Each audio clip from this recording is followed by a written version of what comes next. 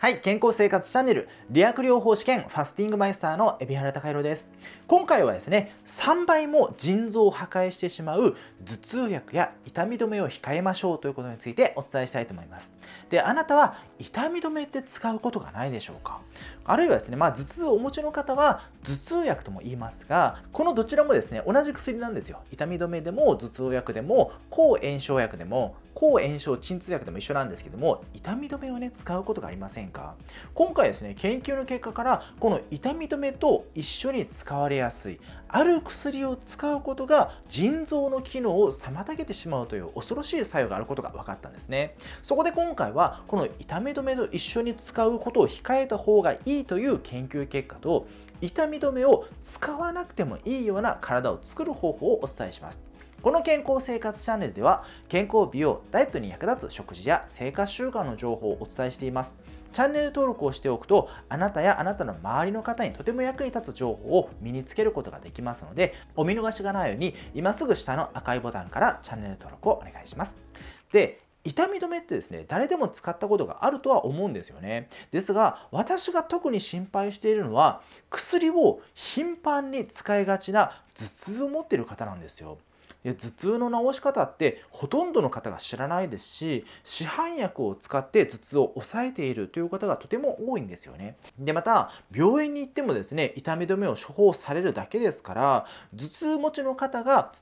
方の多くが頭痛薬に頼ってしまっているという状況なんですね。お薬をね使うのもたまにだったらいいんですけども、特にですね、頭痛がひどい方だと頭痛が強くなってからでは仕事であるとか家事などがね手につかないし、頭痛が強くなってから薬を使っても効き目がないんですよね。頭痛が強い方ってもうその頭痛が強くなる前から使っておかないと効き目がなかなか出てこないんですよ。ですので毎日ね、もうちょっと痛かったら頭痛薬を使っているという方も少なくないんですね。もうそれよりもですね、もう毎日毎日もう使い続けているという方も少なくないんですよ。そこに今回の研究報告では、頭痛薬ともう一つある一緒に使われやすい薬を併用することが腎臓を破壊してしまうということですので、この薬の組み合わせを毎日使っている人はね、ものすごいリスクとなってしまうんですね。ですからぜひ知っておいてほしいと思います。で、これね、頭痛薬だけではなくて、例えば歯の痛みをね、抑える薬であるとか、熱が出た時にね、熱を抑える薬であるとか、全身のね、いろんなところの、肩こりであるとか、腰の痛みとか、座骨神経痛とか、この時にね、その処方される薬でも共通のお薬ですから、どこかしら痛みがあって、痛み止めを使っている方はね、ぜひ最後までご覧になっていただきたいと思います。で、この研究なんですけども、これは日本のですね、京都大学医学部附属病院薬剤部の行った研究になります。この研究ではよく使われがちな N セイズ系の痛み止めとプロトンポンプ阻害薬といってですね、胃薬ですよね。これを併用する際の急性腎障害リスクについて、今までもですね、その危険性を懸念するという指摘はあったんですが、具体的にどの程度のリスクが高まるかまではよく分かっていなかったんですよね。そのため、この研究はそのリスクを調べるために行われました。で、プロトンポンプ阻害薬というのは、一般的に使われる胃薬なんですよね。じゃあですね、この N セイズ系の頭痛薬って何なのかっていうと、これは非ステロイド性抗炎症薬という名前で、難しいですけどね、これ辺は覚えなくていいんですが、処方薬で言えばですね、病院で出される処方薬で言えば、バファリンとかロキソニンとかボルタレン、カロナールなどが当たるんですね。で、また市販薬、そのドラッグストアとかでね、普通に購入できる頭痛薬とかその痛み止めであれば、半分はね、優しさでできているというおなじみの CM のバファリンであるとか、生理痛頭痛にはイブ A 錠でおなじみのイブであるとか、あるいは脳神とかセデスとかタイノレールなどがあります。このお薬のラインナップでどうですか？あなたが日頃ですね、使いがちなその痛み止め、頭痛薬ではないでしょうか？そうですよね。やっぱりですね、その病院で痛み止めもらうと、大体ボルタレン、一番強いのがボルタレン、次に強いのがロキソニンですね。そして一番軽いのがカロナールなんですよ。だからこの大体3つを出しがちなんですよね。そして、その市販薬をね、使っている方を見ると、ほとんどの方がイブかバファリンを使っているんですよね。ですから、このようにですね、ありふれたお薬であっても、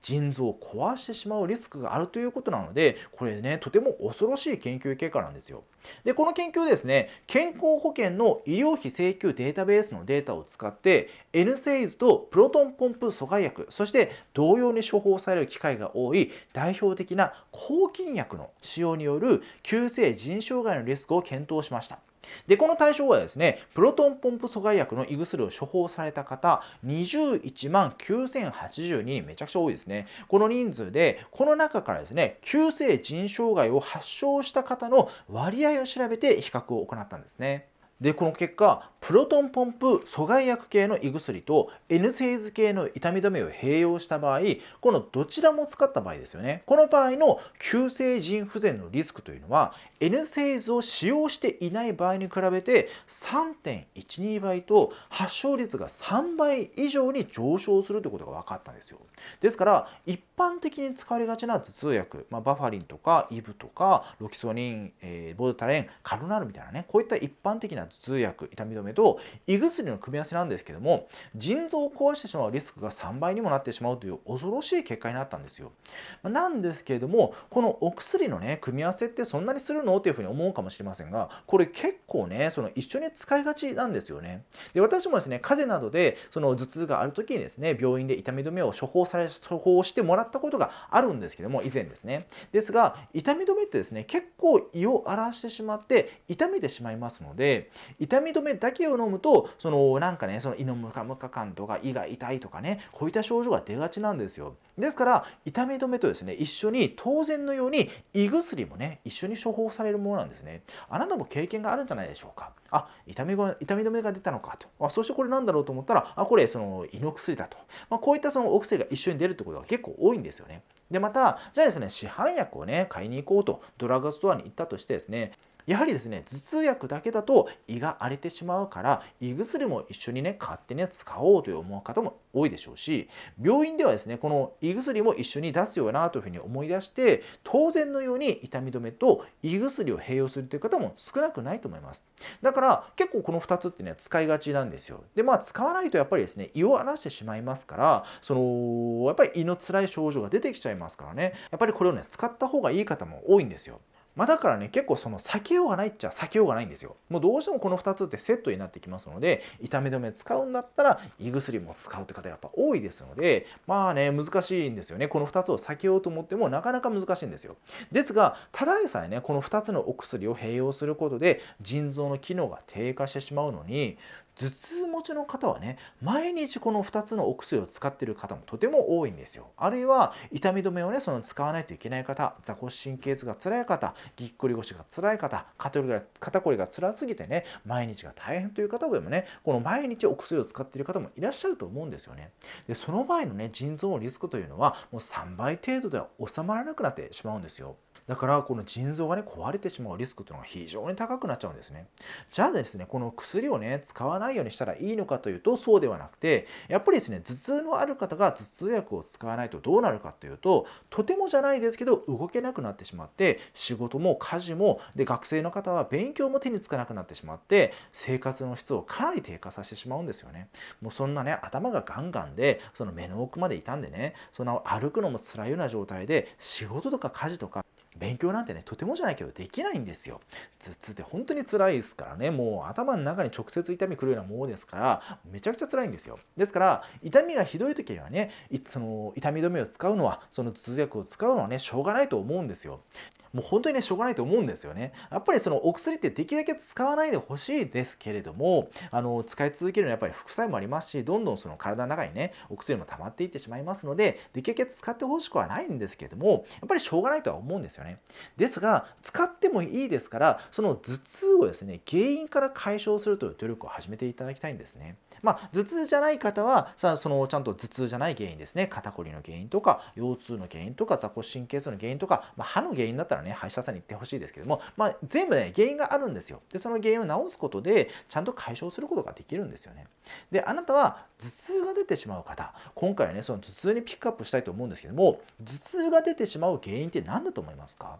ストレスですかね、寝不足かな、疲れかな、天気の影響かなと思う方も多いと思うんですけども、実はそうではないんですよね。もしもストレスであるとか疲れとか寝不足とか天気の影響であなたに頭痛が起きているのであれば、同じように疲れたりストレスが溜まったり、寝不足だったり天気の影響で他の方もですね、頭痛が同じように出るはずじゃないですか。でもですね、同じようにその疲労であるとかストレスが溜まっている方でも頭痛って出ない方がいらっしゃるんですよね。私はそうなんですよ。いくら疲れてもストレスが溜まっても頭痛ってなかなか出ない方なんですよね。じゃあですね、この違いって何なんですかね。なんであなたには頭痛が出て、その他の人にはね、頭痛が出ない方もいらっしゃるのかと。この違い何なのかというと、あなたの体に頭痛を作ってしまう原因があるから、この痛みじゃない、寝不足とか疲れとかストレスかをきっかけにして頭痛を出してしまうんですね。で、私の整体院ではですね、頭痛でお困りの方が、かなりたくさんいらっしゃるんですけども、その多くの方が頭痛の原因を解消することで頭痛を改善されていってるんですね。で、例えば家から出られないようなひどい頭痛だったり、遠いところで発生した台風をですね、感じ取ってしまって頭痛が出てしまうという方もいらっしゃるんですよ。天気の変化にめちゃくちゃ敏感で、めちゃくちゃ遠いところの頭痛でも、遠いところの台風でも感知して頭痛が出てしまうという方もいらっしゃるんですよね。こんなですね、ひどい頭痛の方でも、重度の頭痛の方でも改善されているんですよね。で、これがなぜなのかというと、ちゃんと頭痛の原因を解消しているからなんです。で、じゃあですね、この原因ってどこにあるのというふうに思うじゃないですか。この原因ね、どこにあるかっていうと、頭蓋骨のズレにあることがかなり多いんですよ。頭蓋骨ってずれるのなんて思うかもしれませんが、頭蓋骨ってですね、28個のパーツを寄せ集めでくっつけたような立体パズルみたいな構造をしているんですよ。そしてその骨同士は、その骨同士がね、その完全にくっついて、その1個の丸い骨を作っているわけではなくて、その一つ一つがですね、人体といって、繊維でね、くっつけられているんですよね。細い線がわーって走って、この間をね、つなげているんですよ。ですからここでね、ズレが出てしまうんですね。でね、今までに頭蓋骨をずらしてしまうようなトラブル、例えば小さい頃ですね、滑って頃に頭をゴンと打ったような経験があるとか、鉄棒から落ちたという方もまあまあいらっしゃいますし、階段から滑って落ちて頭を打ったという方も結構多いですし、そんな拍子にですね、頭を打った経験があるとか、このような経験があると頭蓋骨にすごい力が部分的にかかりますから、頭蓋骨の関節のズレを作ってしまうんですね。で、また他にもですね、生まれる時に帝王切開でね、生まれてきたり、吸引分娩といって頭にね、その吸盤をくっつけてその引っ張り出したという出生方法だった方、こういった経験がある方はですね、もうその生まれた時にすでに頭の骨がもともとずれているという方もいらっしゃるんですね。このような頭蓋骨のずれがある場合、頭の循環の問題を作ってしまったり、自律神経がとても乱れやすい状態になってしまったり、脳の血流量が減ってしまったりしますので、ちょっとした気圧の変化に自律神経が対応することができず、頭痛を作ってしまうんですね。ですので実際ですね、私の整体院ではたくさんのね、頭痛をお持ちの方がいらっしゃるんですよ。やっぱりですね、他の病院であるとか、整骨院とか、針とか、そのいろんなところに行ったけれども、整体院とかね、マッサージとかも全部行ったけれども、どこ行ってもね、良くならなかったという方もたくさん来られるんですよね。頭痛ってね、本当に辛いですから、肩こり、腰痛、ぎっくり腰も本当に辛いですけども、腰痛って横になってれば、その痛みとか収まるじゃないですか。だからぎっくり腰の時にはね、2日3日寝て、過ごして、その後だったらちょっと動けるようになってくるかなとかなんですけども、頭痛ってですね、もう何十年で続く方もいらっしゃるんですよ。そして、だんだんその痛みが強くなっていく方が多いんですよね。で、しかも横になっていてもね、その布団の中にくるまっていても、どんどん頭痛が起きてしまうと。ゆっくりしていても痛みが出てしまいますので、頭痛本当に辛いんですよね。でね、もう病院もね、3軒も回ったし、整体院も手当たり次第ね、全部回ったし、もうなんとか治したくて思いつく限りの治療法を試したけれども、良くならないんですって方もたくさんいらっしゃるんですよね。ですが今お話ししたように、頭痛をお持ちの方のほとんどは頭蓋骨に問題があるんですが、病院や整骨院、整体院とか他のお店に行ってもですね、頭に清掃を行うっていうお店まずないんですよ。ですから頭痛が良くならないんですよね。で、頭痛を改善するんであれば頭にアプローチをするのは当然のことなんですよ。やっぱり頭蓋骨に問題ありますから、頭を触らないと頭痛って改善しないんですよね。ですがそれをできないお店が多いので良くならないんですよね。でまた頭に原因がない方は首に原因があったりとか、稀にですね骨盤に原因があったりとか足に原因がある方もいらっしゃいますが、このようなですねその全体的なアプローチができていないために改善できていないという方もとても多いんですよね。逆にですね頭ばっかり触る施術でもありますから、頭ばっかり触っていた結果他の問題を見過ごしていて改善しないという方もいらっしゃるんですよ。ですからあなたがですね台風によって起こる頭痛とか片頭痛でお悩みなのであれば、頭蓋骨のズレであるとか首のズレなどが原因である可能性はとても高いですから、このような場所の改善というのが必要なんですね。ですので、もしですねその良くならないとかお困りの方はねご相談いただきたいと思います。で、遠方の方もね、いらっしゃると思うんですよ。この YouTube を見てる方で、私は宮崎県なんですけども、私は東京なんですとか、その広島なんですとか、北海道なんですって方もいらっしゃると思うんですが、私と同じ施術ができるその先生っていうのが、その各県ではないですけども、全国ね、何箇所かありますので、もし遠方の方はね、そちらの先生をご紹介しますので、遠方の方もね、ぜひお気軽にご相談ください。で、ご相談は LINE の方からしていただくとですね、下のコメント欄とか説明欄とかにあるはずですので、LINE からね、ご相談いただくといつでもご相談に乗りますので、お気軽にご相談ください。で、頭痛についてはですね、様々な研究報告からも頭痛の発作を抑える方法というのが分かっていますし、他にもですね、あなたの頭痛を解消するためのヒントになるような動画もありますので、次はぜひこちらの動画を下の説明欄リンクからご覧になってください。